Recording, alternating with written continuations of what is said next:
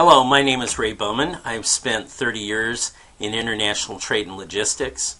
I'm a certified global business professional.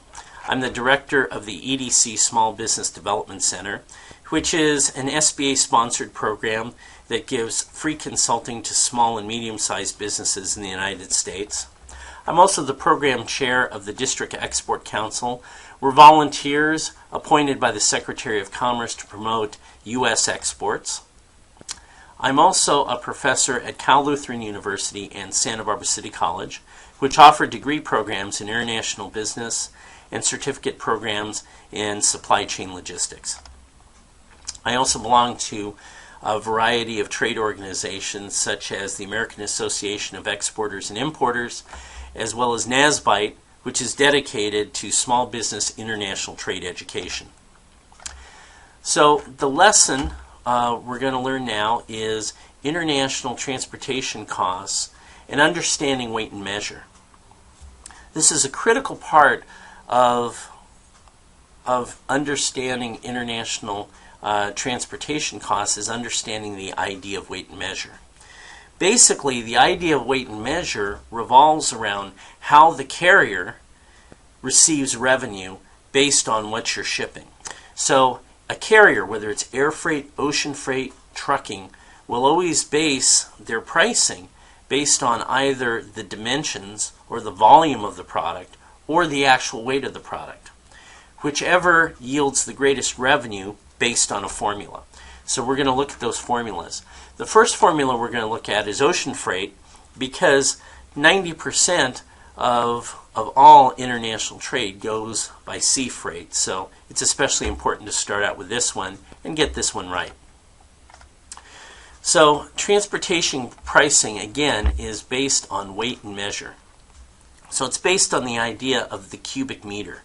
So whether you're shipping on a 40-foot container or you're shipping a consolidation. So basically what a consolidation is if you can't fill an entire container, a lot of importers and exporters will consolidate their goods with other firms.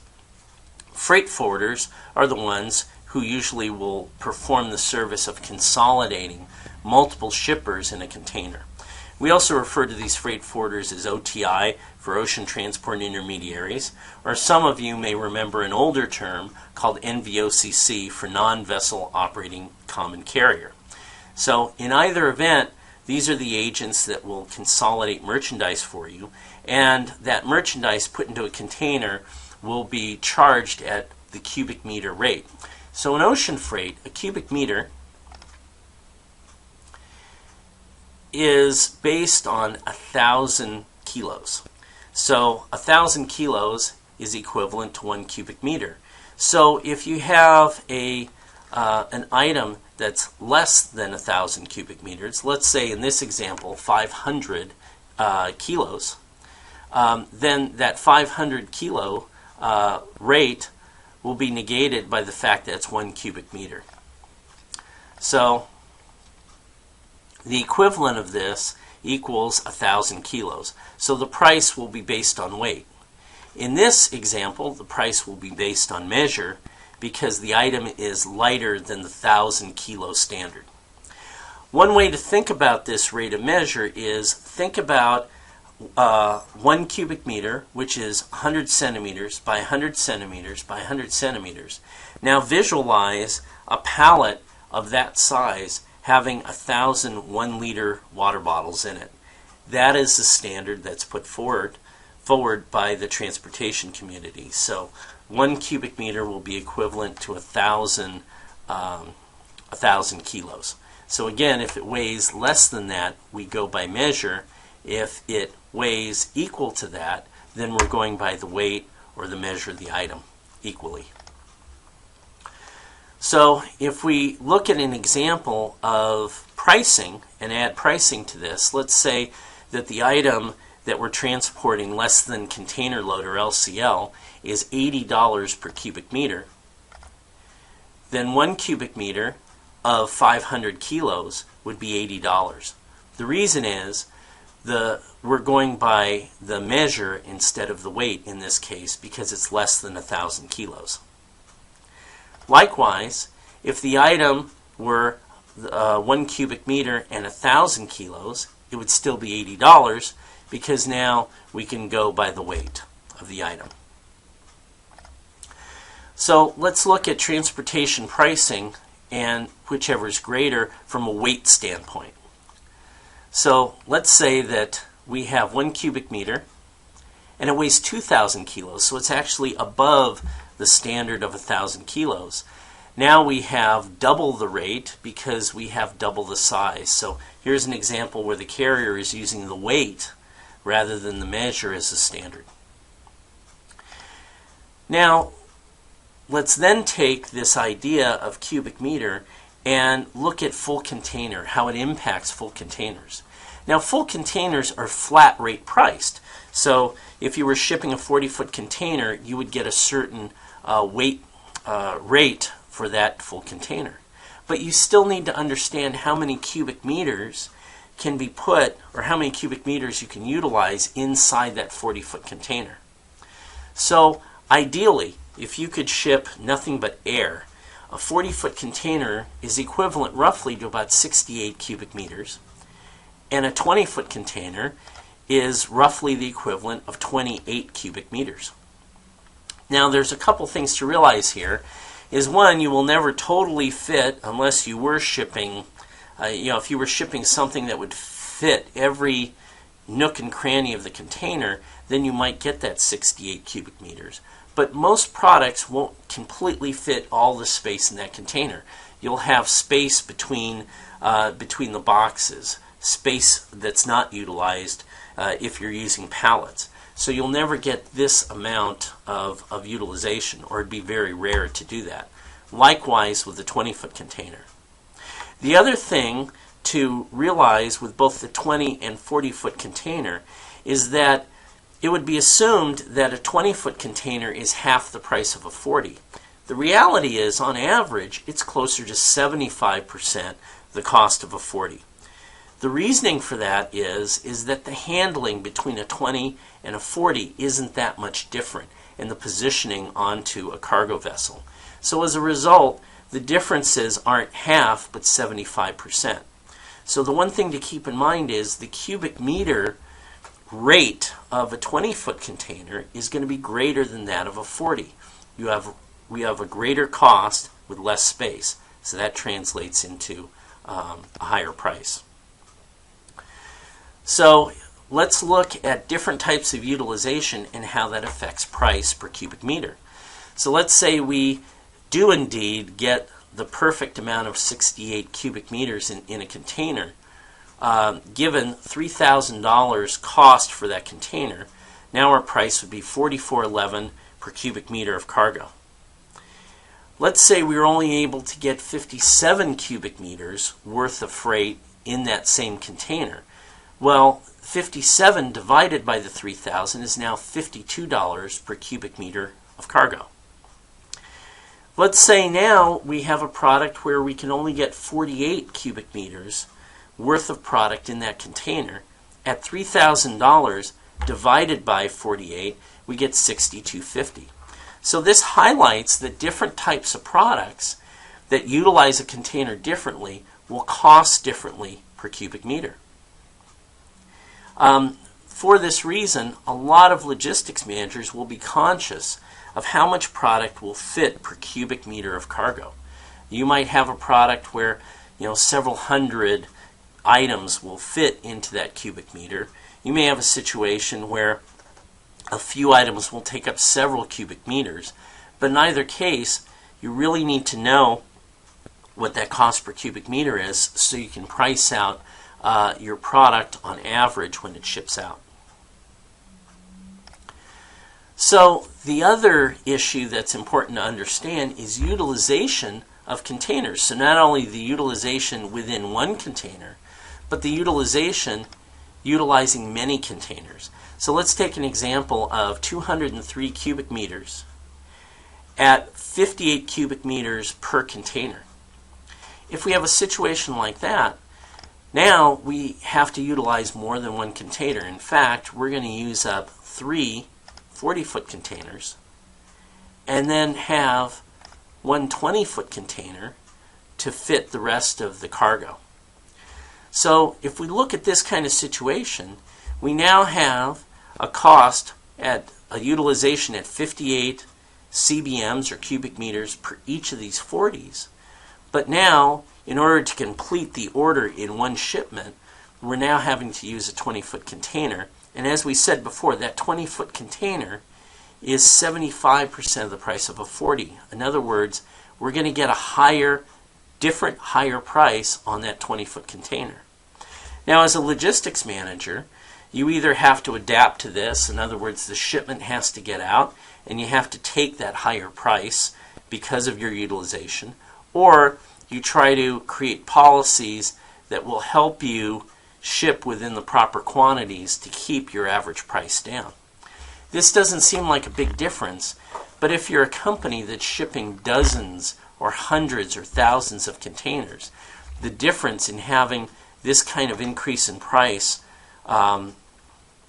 per adding another 20-foot here and there can really add up. So it's really important to look at container utilization and also to maximizing your cost in a particular order.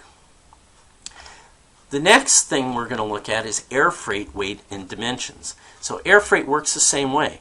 The carrier either charges by the dimensions or they charge per the actual weight, whichever is greater, whichever yields the most revenue for that carrier. So in air freight, the chargeable weight calculation is done by using 6,000 cubic meters per kilo as the standard, or 366 cubic inches per kilo, or 166 cubic inches per pound. So these are the standards used. So let's take an example. Let's say that we have something that is 100 centimeters by 100 by 100.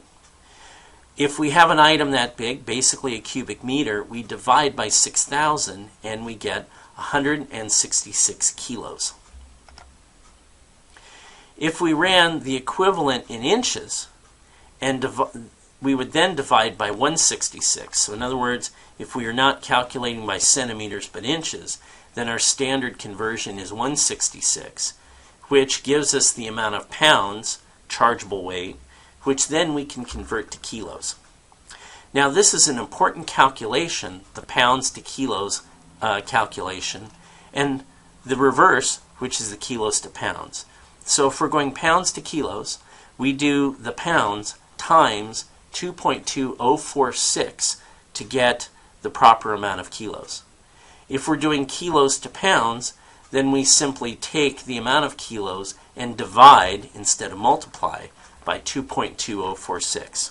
Now remember, when you're doing this calculation, to use the entire formula of 2.2046. If you don't, then you'll have errors, and the more shipments you have, the more errors you have. So it's very important to realize that. Another way of calculating this is to take the inches, divide by 366, and that shortcuts us to giving us the formula for kilos, 166. So if you don't want to do this conversion, you can shortcut and use 366 as your calculation. So looking at some more examples, let's take that 100 centimeters or 1 cubic meter and divide by 6,000 and get 166. Then let's try it on inches and convert over, and we get the same calculation. Now let's look at dimensional weight versus actual weight, because not all shipments will be based just on the dimensions. You may have items that are so heavy that they're going to go by the actual weight, not the dimensional weight.